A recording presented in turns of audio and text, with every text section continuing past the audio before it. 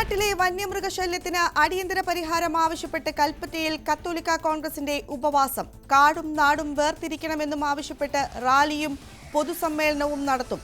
ആവശ്യങ്ങളിൽ കേന്ദ്ര സംസ്ഥാന സർക്കാരുകളുടെ ഇടപെടൽ ആവശ്യപ്പെട്ട് 501 പേർ ഉപവസിക്കുമെന്ന് സംഘാടകർ. വയനാട്ടിൽ പുതിയ CCF ചുമതലയേറ്റു. ഈസ്റ്റേൺ സർക്കിൾ CCF കെ വിജയാനന്ദന് ചുമതല.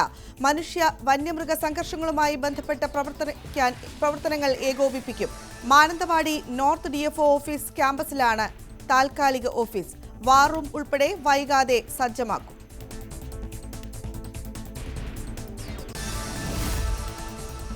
ബേലൂർ മഗ്ന മിഷൻ തുടരുമെന്ന് വനം മന്ത്രി AK ശശീന്ദ്രൻ. കർണാടക വനം മേഖലയിൽ തുടരുന്ന ആനയുടെ സഞ്ചാരപഥം നിരീക്ഷിക്കും. കേന്ദ്ര വനം മന്ത്രി സന്ദർശനം നടത്തിയത് നല്ല കാര്യമാണെന്നും വിഷയത്തിൽ അന്തിമ തീരുമാനമെടുക്കേണ്ടത് കേന്ദ്ര സർക്കാരാണെന്നും AK ശശീന്ദ്രൻ.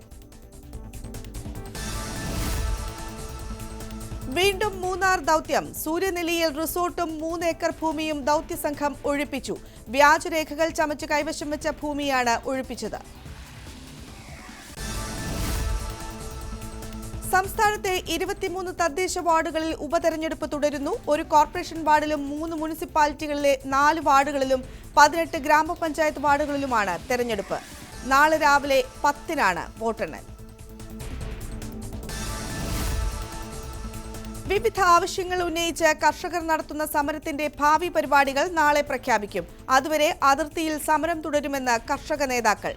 ഖനൌരി അതിർത്തിയിൽ കർഷകൻ കൊല്ലപ്പെട്ടതിനെ തുടർന്നാണ് മാർച്ച് നിർത്തിവെച്ചത്. പോലീസുമായുണ്ടായ ഏറ്റുമുട്ടലിലാണ് പഞ്ചാബിൽ നിന്നുള്ള കർഷകൻ ശുഭ്കരൺ സിംഗ് കൊല്ലപ്പെട്ടത്. കർഷക താൽപര്യം സംരക്ഷിക്കാൻ കേന്ദ്രം പ്രതിജ്ഞാബദ്ധമെന്ന് പ്രധാനമന്ത്രി നരേന്ദ്രമോദി. കരിമ്പിന്റെ വില വർദ്ധിപ്പിച്ചത് ഇതിന് ഉദാഹരണമാണ്. ആയിരക്കണക്കിന് കരിമ്പ് കർഷകരെ ഇത് സഹായിക്കും. എല്ലാ വിഭാഗം കർഷകരുടെയും ക്ഷേമത്തിനായാണ് പ്രവർത്തിക്കുന്നതെന്നും മോദി. യുവ കർഷകൻ മരിച്ചതിൽ കേന്ദ്ര സർക്കാരിനെ വിമർശിച്ച് കോൺഗ്രസ് നേതാവ് രാഹുൽ ഗാന്ധി. പ്രധാനമന്ത്രി നരേന്ദ്രമോദിയുടെ അഹങ്കാരം കാരണമാണ് കർഷകൻ മരിച്ചതെന്നാണ് രാഹുലിന്റെ ആരോപണം. മോദിയുടെ അഹങ്കാരം കാരണം കഴിഞ്ഞ തവണ 700-ലേറെ കർഷകർക്കാണ് ജീവൻ ബലി കൊടുക്കേണ്ടി വന്നതെന്നും രാഹുൽ. കർഷകരുമായി തുറന്ന ചർച്ചയ്ക്ക് തയ്യാറെന്ന് കേന്ദ്രമന്ത്രി അനുരാഗ് താക്കൂർ. കർഷകൻ രാജ്യത്തിന്റെ അന്നദാതാക്കളാണ്. കേന്ദ്ര സർക്കാരിന് മുൻവിധികളൊന്നുമില്ല. കർഷകർക്കായി സബ്സിഡി അടക്കം നിരവധി സഹായം ചെയ്ത സർക്കാരാണ് മോദിയുടേതെന്നും അനുരാഗ് താക്കൂർ. മോദിയെയും EDയെയും ഭയന്ന് ചില കോൺഗ്രസ് നേതാക്കൾ BJPയിലേക്ക് ഓടുകയാണെന്ന് കോൺഗ്രസ് അധ്യക്ഷൻ മല്ലികാർജുൻ ഖാർഗെ. തെരഞ്ഞെടുപ്പിൽ വിജയിച്ച പല സംസ്ഥാനങ്ങളിലും കോൺഗ്രസ് ഭരണം അട്ടിമറിക്കപ്പെട്ടിട്ടുണ്ട്. പലരും കോൺഗ്രസിൽ നിന്ന് വളർന്ന മന്ത്രിയും മുഖ്യമന്ത്രിയും വരെയായി. തത്വദീക്ഷയില്ലാതെ ഇവർ BJPയിലേക്ക് പോവുകയാണെന്നും ഖാർഗെ. ഹരിയാനയിലെ BJP സർക്കാരിനെതിരെ കോൺഗ്രസ് കൊണ്ടുവന്ന അവിശ്വാസ പ്രമേയത്തിൽ ചർച്ച. 2 മണിക്കൂർ ചർച്ചയാണ് നിശ്ചയിച്ചിരിക്കുന്നത്. സർക്കാർ എല്ലാ മേഖലകളിലും പരാജയപ്പെട്ടതായി പ്രതിപക്ഷ നേതാവ് ഭൂപീന്ദർ ഹുഡ ആരോപിച്ചു.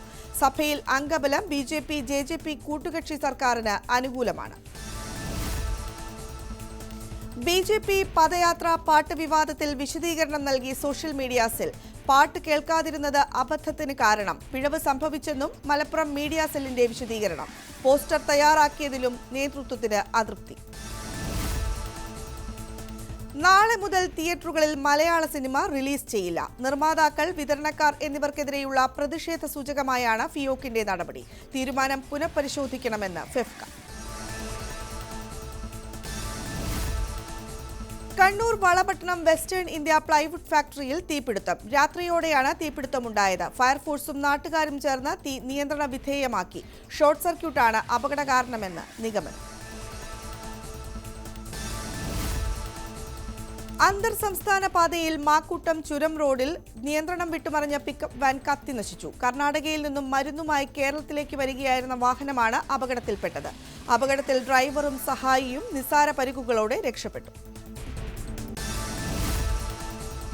വെനസ്വേലയിൽ അനധികൃത സ്വർണ്ണഖനിയിൽ അപകടം. 23 പേർ മരിച്ചു. ബോളിവർ സംസ്ഥാനത്തായിരുന്നു അപകടം.